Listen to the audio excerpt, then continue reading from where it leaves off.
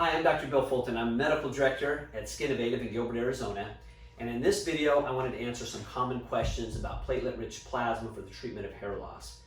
And the first thing, and the most important thing that I do, is to decide if somebody is a good candidate. And I'll use myself as a good example. The first question that we look at is how much hair does someone have when they come in? If they are completely bald, not a good candidate for PRP. Number two is how long have they been losing their hair? In general, if they've been losing their hair longer than about 10 years, again, the results of platelet-rich plasma for hair loss is going to be less successful. And then the third thing, are they on any medications that might make PRP less successful? And the number one medication that we see are patients that are on testosterone, because of the conversion of testosterone to dihydrotestosterone or DHT, which again makes hair growth a little bit more challenging. If somebody is a good candidate, what are the process? Well, the first process, we have to draw their blood.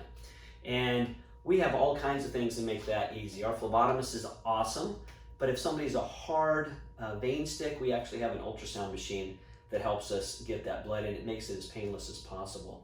And that's one of the nice things about coming to our facility. I work here and I can help get that blood if we need to. And then what we do is we spin the blood down.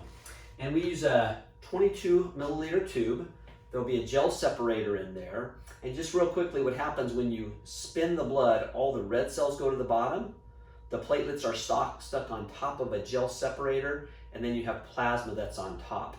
We throw away the top half of that plasma, and then we mix the platelets with the remainder of the plasma, and that's where you get the platelet-rich plasma. The magic is really in the platelets.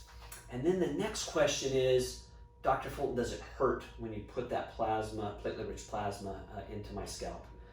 About 50% of our patients just do the injections with nothing.